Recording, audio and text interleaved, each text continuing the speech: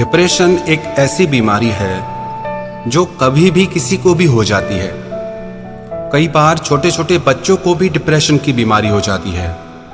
ये जरूरी नहीं कि जिंदगी में जब बहुत परेशानियां आए, तकलीफें आए, तभी इंसान को डिप्रेशन की बीमारी होती है।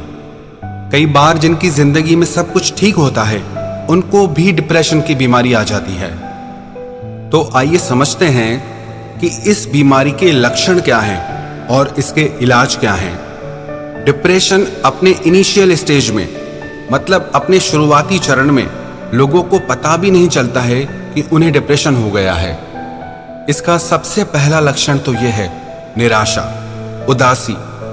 जिन लोगों को डिप्रेशन की बीमारी होती है ना, वो हमेशा उदास रहते हैं, हमेशा निराश रहते हैं। उन्हें कोई चीज खुश नहीं कर पाती।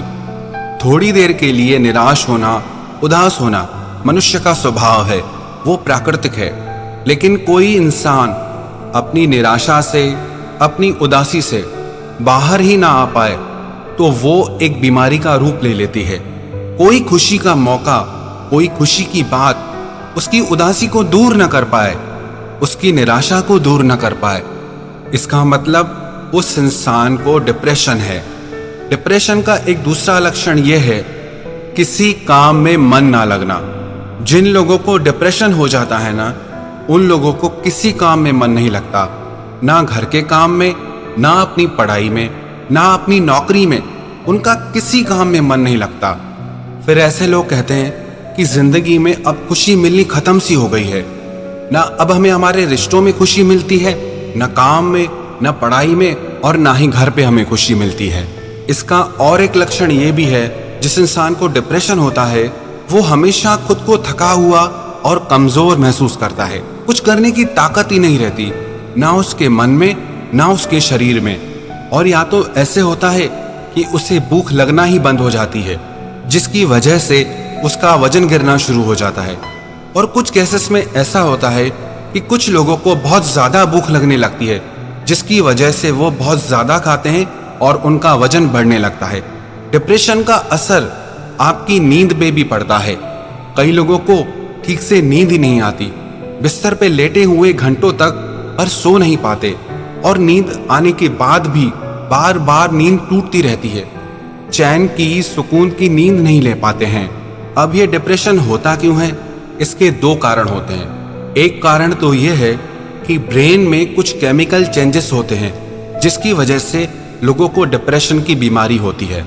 और दूसरा कारण यह है, कई लोगों की जिंदगी में ना कुछ नेगेटिव इंसिडेंट हो जाते हैं, कुछ दुखद घटना हो जाती है, कुछ उनके साथ बुरा हो जाता है, जिसको लेकर के उनका जिंदगी के लिए नजरिया ही बदल जाता है।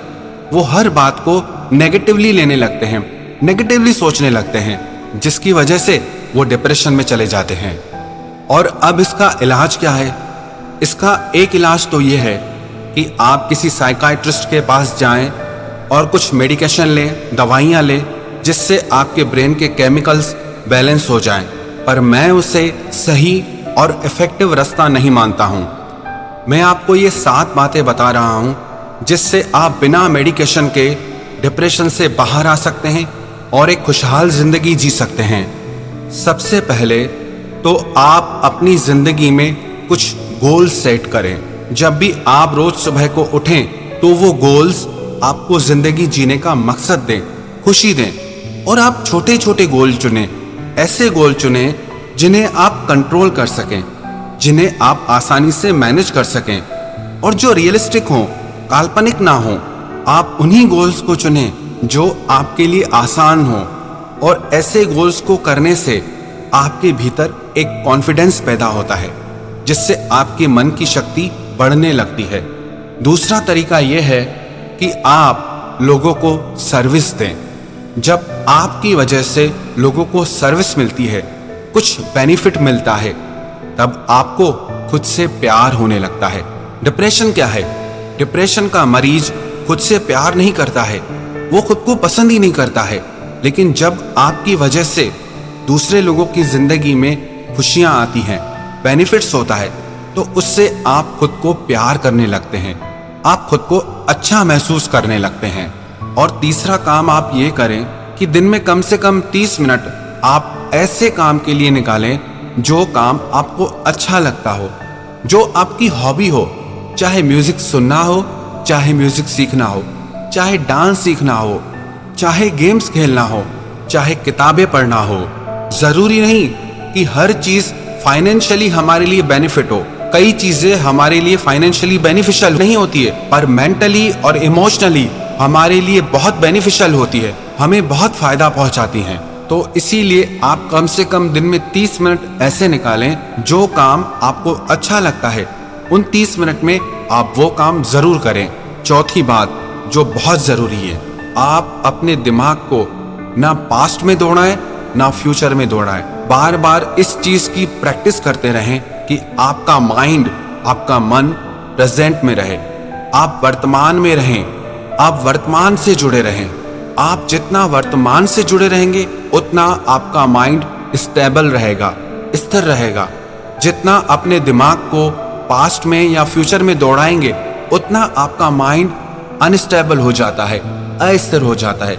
इसीलिए ये बहुत जरूरी है कि आप अपने मन को वर्तमान में लगा कर रखें।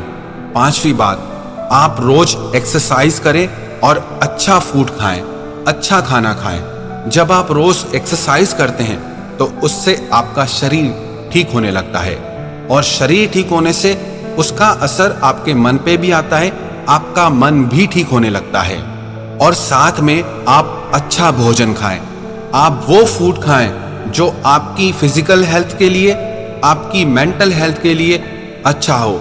जब आपके शरीर को प्रॉपर न्यूट्रिशन मिलता है, पोषक आहार मिलता है, उससे आपका शरीर और मन दोनों तंदुरुस्त रहते हैं। छठी बात, आप उन लोगों के संग में रहें, उन लोगों के साथ रहें जो आपको हमेशा आगे बढ़ने के लिए इंस्पायर करते हैं, जो आप में हमेशा कुछ अच्छा देखते हैं, जो आपको आगे बढ़ने में सपोर्ट करें, आगे ले जाएं, जो आपको पीछे खींचते हो, जो आपकी कमियां निकालते हो, जो आपको बुरा समझते हो।